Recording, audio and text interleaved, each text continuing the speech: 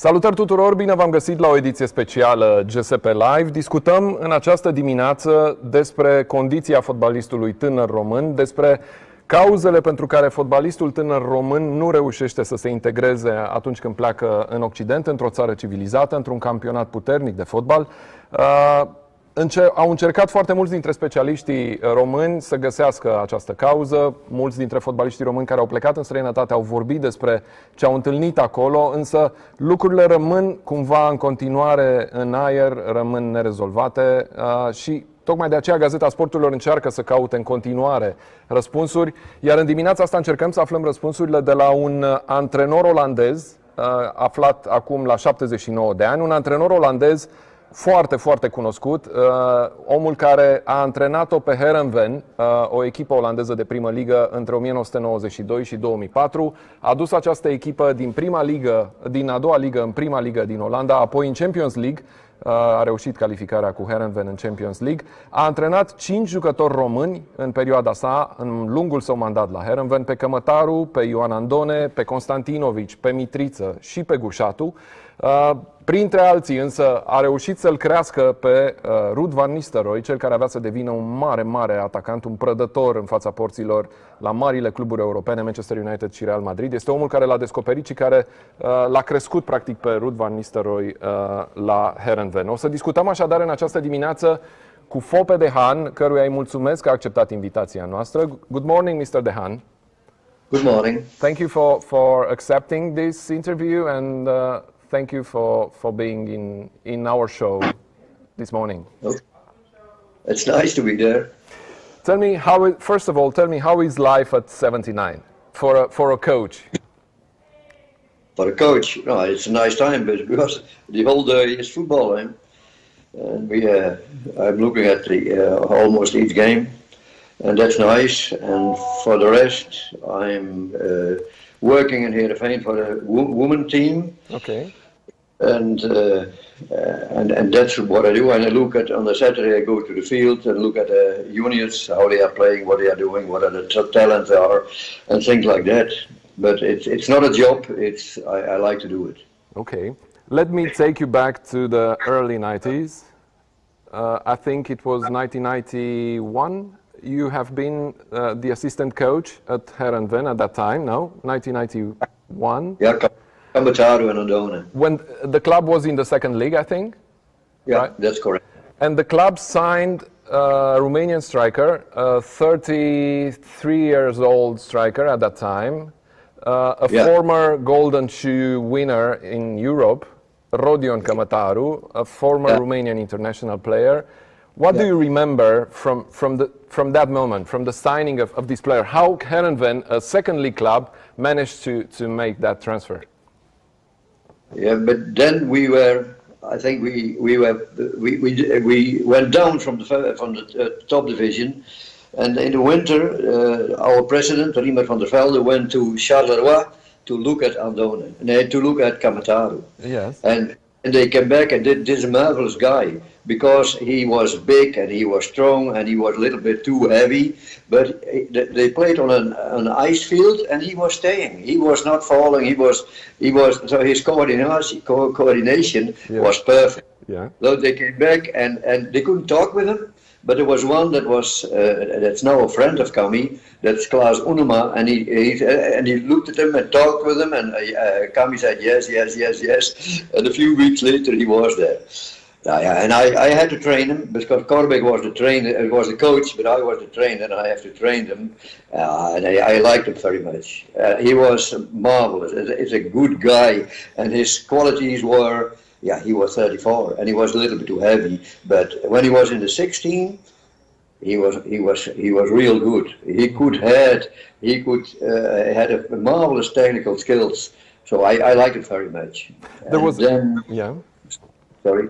No, I just wanted to tell you that in the early 80s, here in Romania, there was a big argument in the media regarding Cămătaru, because a part of the media was against him, was against the national coach Mircea Lucescu, who used to use him a lot, and another part of the media was in favor of Cămătaru. But finally, he got a place in the Romanian national team, and then with Lucescu, he became the golden shoe. So his qualities were a bit controversial here in Romania at that time. Yeah, I cannot understand it, but I was... Was something missing in his game? Do you remember? Yeah, he was, in my time, he was not fast enough. Okay. And his running quality was also not so big. So you have to bring him in the 16. And he was there. He was real good. With the corner kick or a free kick or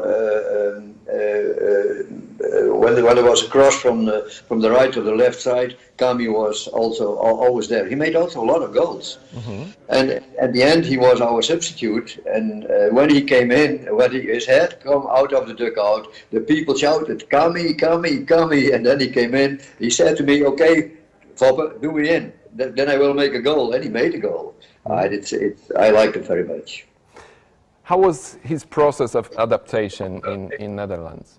He was a mature guy. He was an old player, let's say it. Yeah. Was it a problem for him to adapt to the league, to the players, to the culture? No, not at all. They liked him all, and he had a lot of friends. Still now, when I don't know if the game when he left.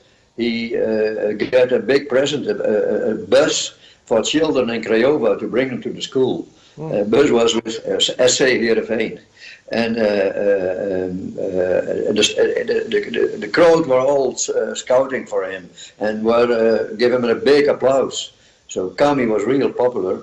And until now, each year he's coming 1 or 2 times to Heerenveen to look at football and to talk with the people. They like him real.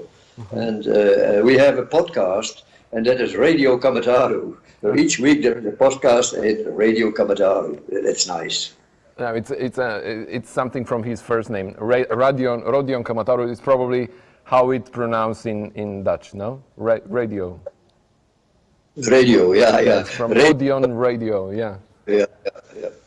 So, Kamataru was a hit with Heerenveen, but were you aware of the controversial way in which he won the Golden Shoe award? Because UEFA decided afterwards to stop the award, to cancel the award. Yeah, but I think that was politic or not. They thought that he could, in Romania, Ceausescu or yes. someone else could arrange that he could make a lot of goals. I think that was the idea. They didn't trust it. But in my opinion, it's not right. How do we say? It was not correct. But he was a real good striker. Maybe one of the best in Europe. So it's correct that he should have it. But he was from the East, and that was in that time was real difficult. Huh? Yeah, but the discussions were real here. I mean, we spoke with coaches from that time, and they told us against his team, Dinamo, the coach of Dinamo, Mircea Lucescu, came to our dressing room and told us, look, we need the game to end 3-3 and Kamataru to score 3 goals. These are not legends, these are real things. I mean, there are things that have been said. Yeah, that's not okay. No. Probably it's not the way of doing things in Netherlands. It was a. No, that's not possible. It's real not possible. but yeah, I will tell you. We played against Ajax in the cup final in Feyenoord in the Kuip. And then we lost. Ajax was top of the game. It was real top of Europe, and we were in the first division. But that was real marvelous that we were there. And there came a lot of spectators from Heerenveen, 25,000. So that was unbelievable. The stadium was full crowd. And in the last 15 minutes, I did him in the field, and he scored the last goal, 6-2. That was unbelievable. 6-2. 6-2, yeah. It was. Half time it was 2-1 for Ajax, and we played very well, but we were not real good enough. And they had Bergkamp, they had the brother, the Boer, Van der Sar. They had that was the best team of Europe at that time. So we played a real good game, but at the end they were much better. But Kami made the last goal, and that was, I can see it for me that he made the goal. He was real. He was shouting, that unbelievable. No, yeah, I like Kami. The second one was Andone, also a mature player, a defender. He played for Romania at the World Cup in 1990. How was his transfer? I don't know. I don't know. He came. I think Kami knew that he was free, but I don't know how that was. But he was there, and he was a defender, and we needed a defender, and he was real hard. Huh? So if you have the 1-against-1, Andone was real good. He was not fast. He was a good header, and he had a very good attitude to work and to have them together. That was okay, because then Kami had a mate, and he had a mate. That was okay. Alone is alone, and with two, that's better. Was it the same guy as same kind of guy as Kamataru? I mean, popular or? No. No? He was a striker, eh? And Kami was if you talk with Kami, if you see Kami is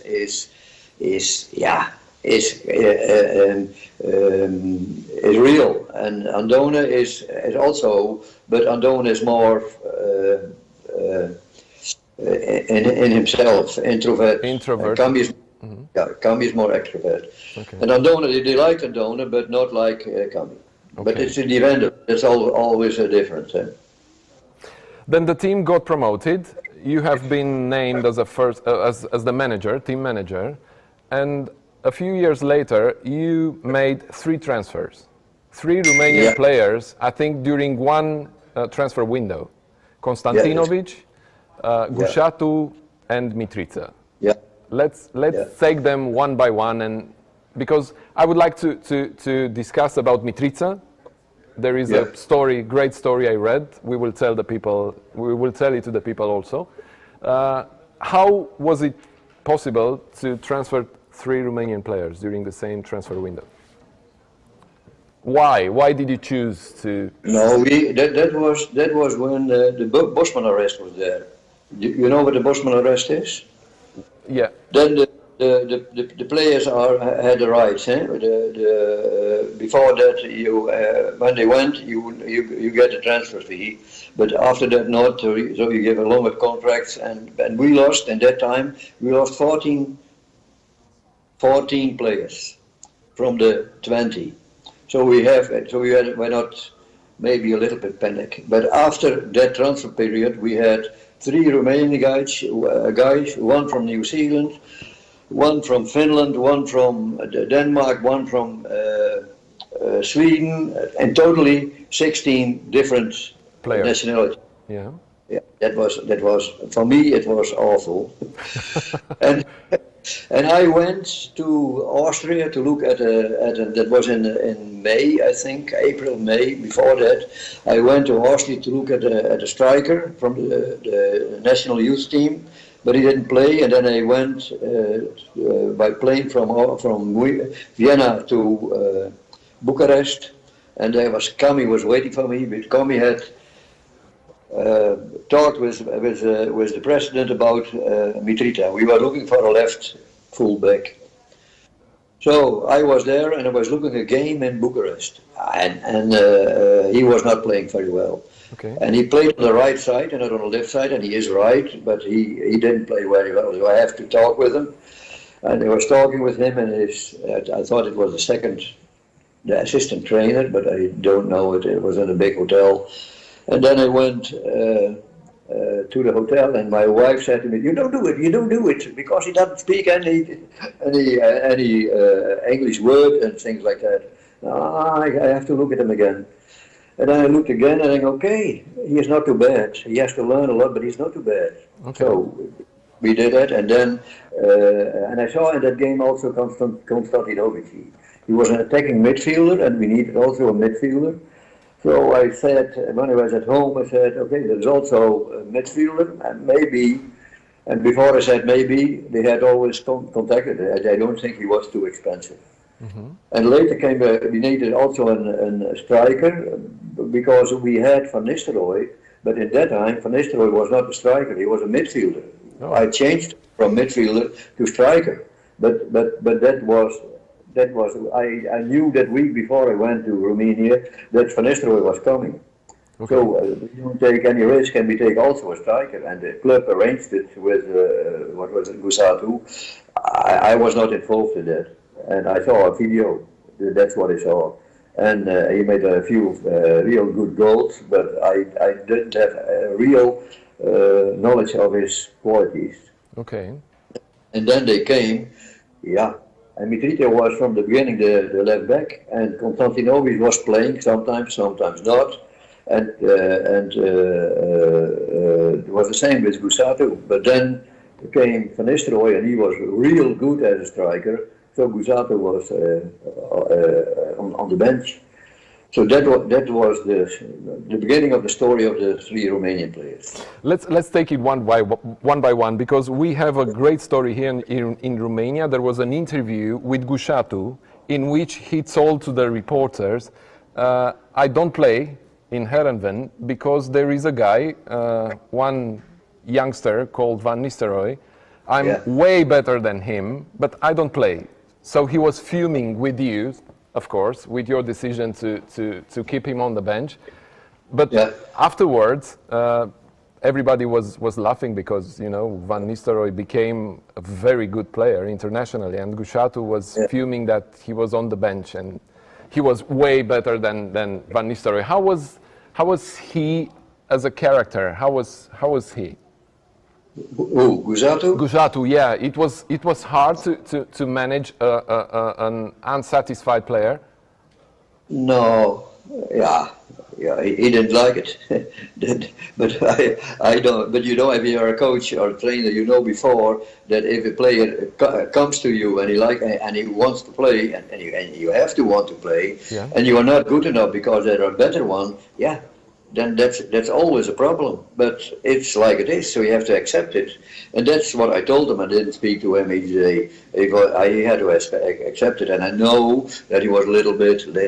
What you told me, no, that was a little bit in his character. He was not straight to you, but more in the corridors, talking about this, talking about that. I didn't like it. I'm straight. I'm honest. I say that's it. I'm the coach. I'm the boss. And Van Nistelrooy was real okay. So and Van Nistelrooy brought us a lot of money because we sold about 10 in that time for 15 million. And it was a young youngster, and that was also an unbelievable story. But for Gusatu it was a pity. But that's it. Okay. So it was not hard to manage him. It was a bit unpleasant. Because it was obvious he was unhappy with your decisions? Yeah, that's correct. Yeah, and he told me, and I told him, okay, it's like it is. Okay. I don't change. Okay. And no, it's not. We were not fighting, but I was never fighting with the player. I was saying what I thought. And they know what I thought, so there was never a discussion about it. And you have to, you are a part of the team, and you have to behave you as a team player and not like an individual player. We have a problem here in Romania. Many players that went abroad and then returned after a failed experience are telling us that after they became benched in their team abroad, they are becoming a bit depressed. I mean, they are not willing to train as hard as they used to do. Did you sense that at Gusatu? He was becoming a bit, I don't know, lazy, let's say it, or I don't know, unmotivated? No, he wasn't lazy. He was doing his job. Okay. He was not complaining about that, and I was not complaining. He had to do it, and we. In Holland, they said when you're in Heerenveen, you have to train very hard and much. We trained always more and sometimes very hard because we want to make a step to the top of the league. So then you have to work very hard, and you have to work more than the others are doing, and we did. Mm-hmm. But I cannot remember that he was complaining about that. Okay. It was okay. They followed our program, and there was not a discussion about that. He was just not good enough. Okay, there was a problem with them speaking the language. I mean, English, or then learning Dutch, or do you remember that? No, Gazeta was also speaking French. Yes. So I'm a little bit. You could talk with him, and Konstantinovic, he was talking a little bit English. That was not a problem, and Konstantinovic was at least not a problem. Okay. He was also on the bench, but he was much more. He was much more manageable. Yeah, but he was also he was glad to be there for his family, for his boy, because he was a good tennis player. So that was you could see on him and on his wife that they were happy, and that was with Gazeta not. Okay, and then the third one was Mitrița, and I read a great story in a book about you finding him. You sensed something in his play. You said that he was alone in a foreign country, and you sensed that something was wrong with him, and you went to see him at his house during one afternoon after training session, and you found him alone in an empty room, just with a TV set in the middle of the room and a mattress in one corner, and he was watching TV staying on that mattress. Not a couch, a mattress. Yeah. That's true. Yeah, that's true. Yeah, that's true. We were living in a small village in the neighborhood of Heerenveen, but in that time we lived in Heerenveen in his neighborhood. So I said to my wife, I go to him and I want to see how it is, because you could see he was not real happy. So I went to his home, and it was not like it had to be. It was I always say it's like an old Italian movie with one lamp on the shoulder, and just know it's cold. If you have to live there, it was alone. I think it's not possible. So I went back to my home and said to my wife, we have to go to Dorin, and we look at his house, and maybe you can help. So we went to his house, and we talked with Dorin, and we went to the one shop, and we bought a few lamps and a good bed for him, and a few flowers and things, and then my wife was doing that in his room, and then we went back, and you could see on his face that okay, it's nice. On next day I met Gazeta. He said to me, Dorin is happy. I said, okay, Dorin is happy. Now he has to play good football. So you changed his mood practically, no? Somehow you tried to change his mood. He changed. He was alone, and then he was not alone as he was. And I also arranged a Romanian guide for the language. So each Friday I was sitting with him and that guide, the talk. How do you say that? Vertaler, talk. And then I was. That was on Friday morning. We had the meeting with the team, how to play and who is playing, things like that. And then after that I sat with him alone and told him what was his task and things like that. Okay. And after a few months it was real okay. He played well, and you could see he was happy. But he didn't speak the language until the moment he left, and then he tried to come back. But that's another story. But I would like to ask you one last thing. Who paid the bill for the bed and the lamps and the flowers and everything? He paid the bill, or you paid the bill? I paid the bill, and why did you do that? Well, later on when he left, I went to his home and get the lamps and give it to my daughter. And the bed? And now the bed's still there. Okay. So, he didn't speak any foreign language, any English, any Dutch, at the time when he came? Yeah, that's correct. Okay, so you used a translator, a Romanian guy who spoke probably Dutch or English. Yeah, probably Dutch and Romanian. So he was happy, he was playing, but then he wanted to. Steaua Bucharest came for him. It was the biggest club in Romania. He wanted to leave. Do you remember the time when he left?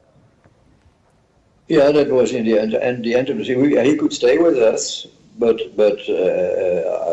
I never do that kind of discussion with them. The president was doing it. I didn't know, but Riemer, that's the president, told me from it's difficult, and he wants to earn much more, and we don't do it, things like that. And then he left. I don't remember the last game, but he played all the games. He had never an injury or things like that. And then he went to Bucharest, that's correct, to Steaua, I think. And then it was winter, and my wife and the kids were in the car going to France for the winter sport, for skiing. And then the phone rang, and it was Mitrita. And Mitrita said, Mr. Foppe, ik wil graag voetballen in Heerenveen. Ik zei, do you speak Dutch? Yeah. What did he say to you in Dutch? What was it? Yeah, Mr. Foppe, I like to play football again in Heerenveen. Oh, okay. And that was in the end of December of the same year. So he was half a year ago. He was still there, and then he went to Bucharest, and then he was not satisfied, I think, and then he wanted to come back. Yeah. So, and he never talked Dutch to me, and then he talked Dutch to me, and I thought, wacht even. And you started to speak Dutch with him or English? Do you remember? Yeah, I said to him, hey, Doreen, then you have to call Mr. Hoekstra, because Mr. Hoekstra was the man from the financial affairs, and not to me. So, okay. And then after that, I never saw him again. Oh, okay. That was the last time when you spoke with him? Yeah. Okay. So drawing a line, what was your impression on working with those 5 Romanian players?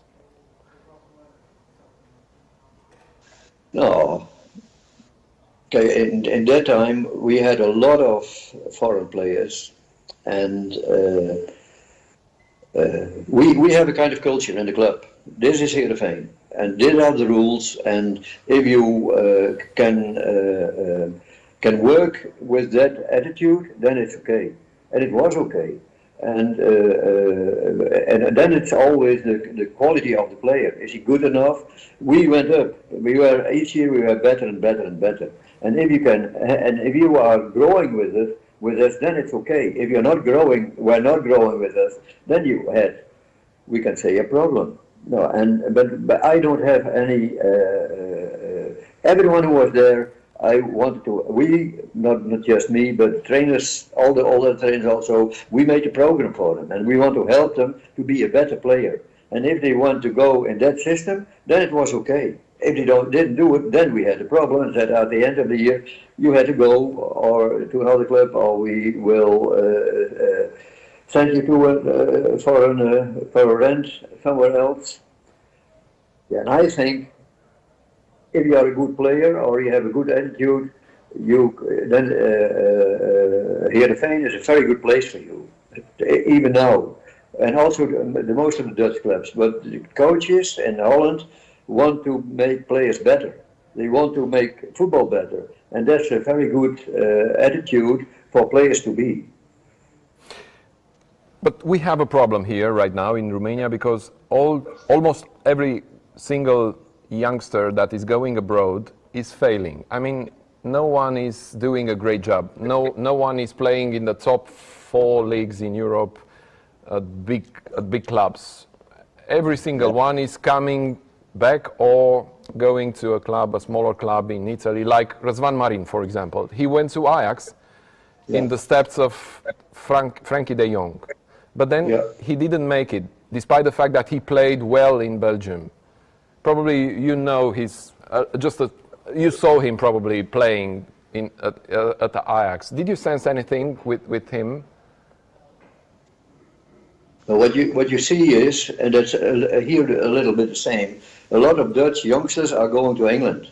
And if they go to England, need time to get used to that system, the way they play, the way they train, and they have a lot of good players. So you need time to. If you look at Ake now, Ake is now, I think, he's playing in Manchester City, but he went when he was 14 or 15 to Chelsea, from Chelsea to I don't know, but Southampton, I think, and then to City, and he was still sitting on the bench, and now he's coming. Now he's coming. So that takes 4 or 5 years. So you need patience, and you need also a good fundament. If the fundament is okay, so you're strong, you're quick, you have an attitude to learn, then you have and you have talent, and you have drive, because you want to develop that talent, then you have a chance. But if you think I'm going there and will I will succeed without working hard and without not listening and things like that, then you have a problem.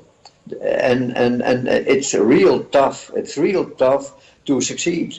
But then you need real drive. Now, and what we see here is that when players are coming, the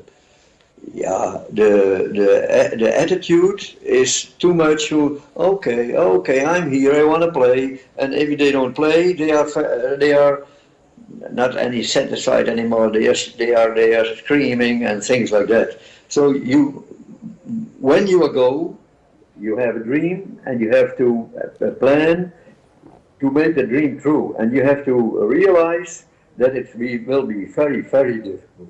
So it's not just a good football player, but also your fundament, as a human being must be real good, otherwise you don't succeed. Did you see in your career a very talented player, without naming names, who failed to make it because of his attitude, because of his changing of attitudes? I mean, from a real passion guy, he transformed in a complacent. Yeah, but that's when I was training of the national under 23. Then I had a few very talented players, and a few of them did it. For instance, Babel, he's now playing Dutch international, not anymore, but he did it. But there was also another one who was the most talented of all. And he went from Feyenoord to Real Madrid for a lot of money, and then he went over the world. From that club till now, he had maybe 20 clubs, and he didn't succeed. And if he had a good drive, a good attitude, then he should play in the national team as a left winger for, I think, 8-7 years. But he didn't do, and now he's playing in a third division club in Spain. So that's attitude. It's Drenthe, probably. Huh? Yeah, it's Drenthe. Yeah. What changed in him? What was the change inside him in the process of becoming a great player? Yeah, but then you have to go to where he was born, how he was grow up. He was real talented, physical, but also on the ball, and he was real fast. And a good cross, and he could make a goal. So he had all the possibilities to be a great player. But then there is a moment you have to make decision, and then you have to make the good decisions, and you have to make the good people around you who help you to make the right decisions. And most of them are so talented that he was. Then they want to go fast. Then the money is the most important, but money is not important. At the end of the race, and you are as good as he is, then you are very rich when you're 30 or 32. But if you want to be rich when you are 20, that doesn't work, because then you have to learn to handle your money and your family and all like that. And that was his problem. So there's no how do we say no. There was no what do we want to be as human being? What do we want to be in the society? What do I want to do for other people, and things like that? That's, in my opinion, real. And you have to learn that, and then you have to go abroad. So they go too early. From Boston, and Gullit went to AC Milan when they were 24, 25, and not 19 or 18 or 17. And then, if you are good, you are almost sure that you will succeed. Did you sense a problem with the parents' influence over the player, over a youngster? I mean, a pressure put by the parents for their son to be rich, famous. Yeah, that's correct. To cover up their failure, probably in life, sometimes. The parents are, the children are from the parents, and sometimes not, but sometimes it's a problem. Then the parents are pushing too much, are pressing too much, and think, okay, when he is going well, we will do going well, and that gives a lot of stress, I think. When you're a parent and you will do right, then you say, okay. I will tell you the story of Jon Thomasson. Jon Thomasson, later he played by Feyenoord and AC Milan, and he started with us when he was 18. And he could go, he was 18, he came from Copenhagen. And he came to us, and he could go to Bayern Munich, he could go to Ajax, he could go to Chelsea, but he came to Heerenveen. Why? Because his mother saw, okay, when you go to Heerenveen, people are good, it's quiet, and they have a good program. So you have to go there, and later on you can go to, etc. Okay. So they were real clever. That's the way you have to do it, in my opinion. Tell us how he trained, because I read a story about him training at Heerenveen. Putting the ball 10 times in the left corner, then to the right, top corner, and just to feel the goal, just to know where the goal is. Yeah. After the training, he was staying on the field and had 10 balls on the right side of the 16, and he shoot it in the corner, then to the other side corner, then in the cross corner, and I said, what are you doing, John? I train it. I have to know where the goal is. When I have to feel where the goal is, and when I'm on the field, then I know where the goal is. Okay, and he did it almost each day, so it was real remarkable. He doesn't want to do for real weight training with heavy weights. And then it's okay. You like skiing? Yeah. Then we went to a ski baan. I don't know how to call it. And then I was going with him, and then he was training his upper legs. So he didn't know, but he did. Yeah, it's also a remarkable boy. Tell us something about Van Nistelrooy. How did you change his position on the field, from midfielder to striker? How did you change your game, his game? How did you influence his game? Yeah, he came from Den Bosch. He was first division, and he always played on the midfield as 10. And then you're the best player, and he was playing like a schoolboy. When the keeper has the ball, he wants to have the ball, he wants to dribble, to take over and shoot at the goal. And then we do it again, and then he do it again. That was his, but his attitude was real good, and he could work, he was aggressive on a good way. And then we were looking at him at training, and we played 4 against 4, or 5 against 5, or 11 against 11. But if there was a goal, almost Nistelrooy made a goal. And when you were shooting at the goal, when you were training, he was shooting at the goal. He had an idea what Thomasson had. He know where the goal was, and he know where the keeper was. Mm-hmm. So the 90% of what he was shooting when he shoot on the training was a goal. So I said to him, I think you are a striker. No, coach, I'm a midfielder. You have to look at yourself, but we think you're a striker. And I will let you play as a striker. Okay, he did it, and we played in Minsk, and we lost 1-0, and it was an inter-total game, and in the last minute he got a big chance, but he missed, because he was real tired. And after the game he said to me, "Hey coach, he was angry because he missed a goal." So, yeah, but that's normal, because you were working much too hard. That was strange, eh? You can work much too hard. You did much to do. You have to look at a leopard. A leopard is laying under a tree and is waiting for the animal he will catch, and then he's going. And that's the striker. Okay, I will try.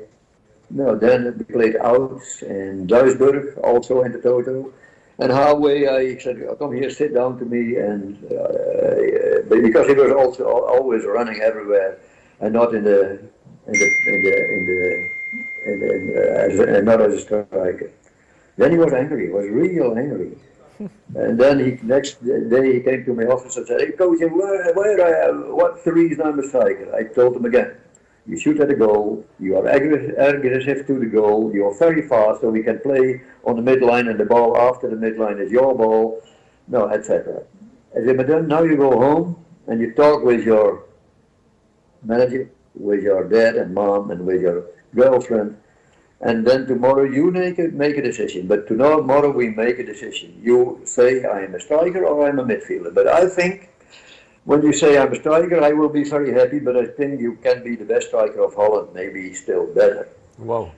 And next day he came and said, "Okay, coach, I will be striker, but then you have to help me." Okay, prima. Then we make a plan. And then and we went to look at Bergkamp, we went to look at all kinds of strikers. We were looking at the TV, at big games abroad. How are they playing? What are they doing? How are they running?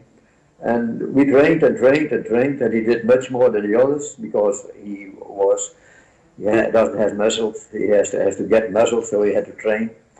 And after a year, he was real. Did he say to you to plan his growing? He offered him to make a plan, or you said, "Let's make a plan"? No. He asked me, "You have to help me, coach. Okay. I want to be a striker, but you have to help me." Ah, okay. Okay. Then we make a plan. So it was his initiative in that. Yeah. Then I told him, you have you want somewhere, and it's in short time, it's a longer time, and it's very long time. So very long time. So we have to do each day what we have to do. So you get there where you want to be. We were on TV together, and then he told the presenter that he had a schedule with him, with long term, short term, and now. Okay. And what he told, I made my own plan, and the coach helped me. And after that, I had 16 coaches, but I learned in that year in Heerenveen more than all the other 16 coaches. So I was real proud, but it was okay. And now he's coach, PSV, and he talked with me, "Can I get a coach?" Okay, you have also to make a plan again, and he did. Do you think he will make it as a coach? He has the qualities? Yeah, it's a little bit like this, So it started very well, and then he lost a bad game, I think, and then it was real okay, and now they lost from HZ. But he's still in the race for the championship, and he has a chance. If Ajax is doing it like they're doing now, then PSV has a big chance to get champion, and then he will succeed. But I think in the future it will be a real good coach. Coming back to the parents' influence over the players, I will tell you how it is in Romania. I watched some under 15 games, and all the parents in the stands are coaches. They are screaming, they are shouting tactical indications to the players. The coach sat on the bench. Sometimes he gave some indications, but the parents are the coaches, the real coaches on the pitch. How is it in Netherlands, and how can this be prevented to happen? When a young player is coming to our club, then in my time, at the beginning of the season, there was a meeting with the parents and the players, and then I told them a few rules we had, and one of the rules is, we hope you will see each game, and you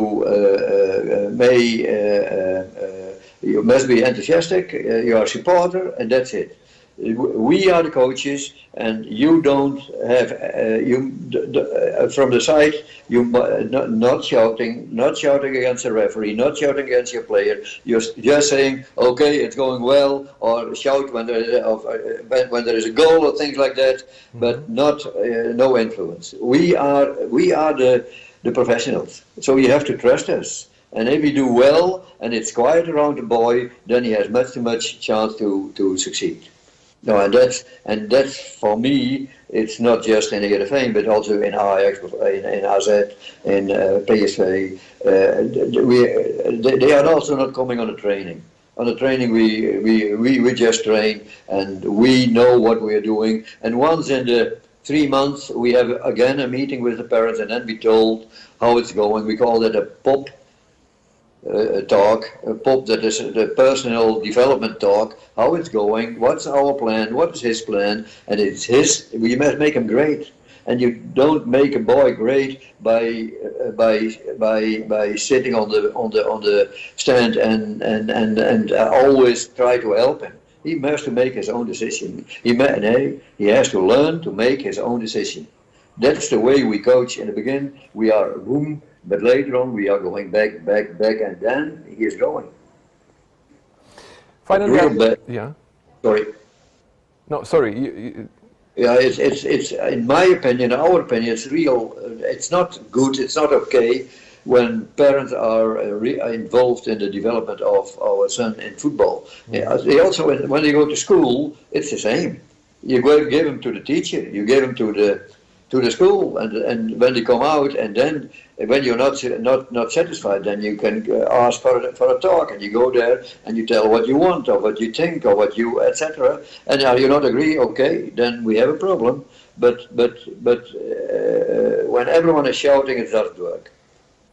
You spoke about fundamentals in a player, in a football player. Which are the fundamentals? Physical qualities, technical qualities? Tactical qualities? You have to know what's going on the field. You have to even, not too much. You have, in my opinion, with the youth, you have to play 4-3-3, because then you have all over the field, you have triangles, so it's easy to play a good possession game. Okay. That's one. To development right and left wingers, that's also important. Later on, you can play with it in a different way, a little bit inside or a little bit back in the midfield. But when you are young, you have to, it must be straight, that's one. And you have to learn them that they must work on themselves. They are the boss over their own life, and that they have to learn. That's maybe one of the most important things. So technical, you can learn. We have all kinds of skills with curve skills and things like that, and passing games and play little small games. That's okay. And but there must be a personality in certain way. And if you do it like you told me, then there never will be a personality. They're always looking there. What are you saying? What are you saying? Okay, I have to go to the left. Okay. No, they have to learn to make their own decisions. You can learn that, to make your own decision. I mean, you can learn to have a drive as a youngster, or you have it or you don't have it. Drive you cannot learn. You have the drive, you like football, you like to stay on the field, you like to play with the other guys, and you like to see who you are and what you can. That's your drive. And you can say, okay, but if you do well, you will earn a lot of money later on. That doesn't work. Because if you don't have the drive, you never will come there. They need drive, they need to like to play football. That's the most important thing. What's the most important thing at 14 for a youngster? To win? I mean, the games, to have a motivation, a result, or to learn? Because there is another dilemma here in Romania, because all the young youth teams are trying to win championships, because they are attracting parents, players, more and more players, because we are the champions. We are the under 14 champions, under 15 champions. That's not really important. It's not important.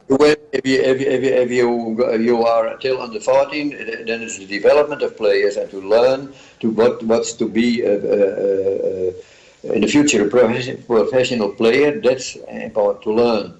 Mandela said, you know Mandela, I was working in Africa for 2 years, and Mandela said, I never lose. I win or I learn, and that's it. Okay. You can't learn to win.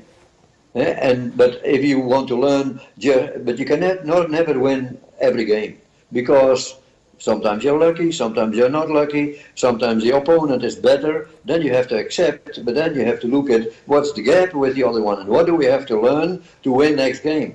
That's the way you go. And winning, of course, children want to win, but if you have to talk about, or you have, after the game you have to talk about the game, then it's what was our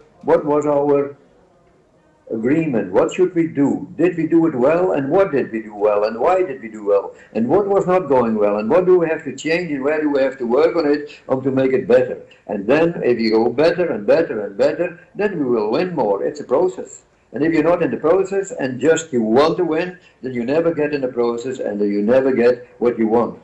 So in my opinion, but sometimes you have to win because it's a good game, or otherwise you went down and you don't want to went down, then it's very important. But for children, it's never very important.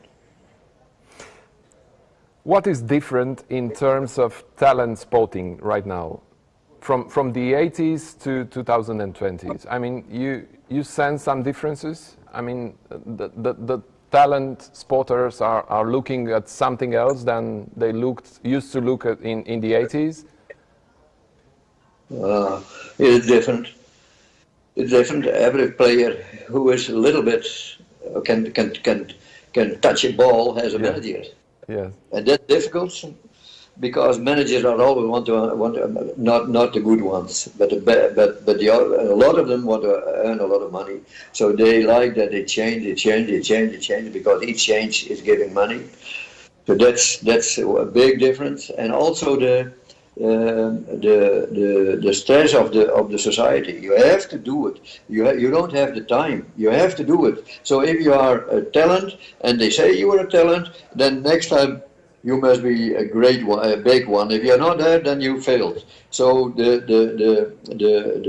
difference between failing and success is much smaller than it was. Mm-hmm. Oh, yeah. If you look at European football, big clubs are looking at all the talent. So if you look here in Holland, bijvoorbeeld, if we have in Heerenveen, we have a good player, and he is 14, 15, then Ajax is coming, or PSV is coming, or so there is. That's also you don't have the time to do it well. And that's also a real. It's much more complicated than it was in that time. And in the end 90s, then you could have a player for 7, 8, sometimes 10 years. Mm-hmm. Now you look at the team is 1 year, and a year later it's totally different. So for the coach and for the club, it's real difficult. In the end, tell us something funny from your career as a coach. A story, a funny story, something. This is the habit here in our show, in the end, to have a funny story. A funny story? Which can be told. Of course. Yeah. No, but then I go back to your 3 Romanian players. Okay. We had to come in the stadium at 9 o'clock, and before the stadium is the players' room is upstairs, and before the stadium is a parking place.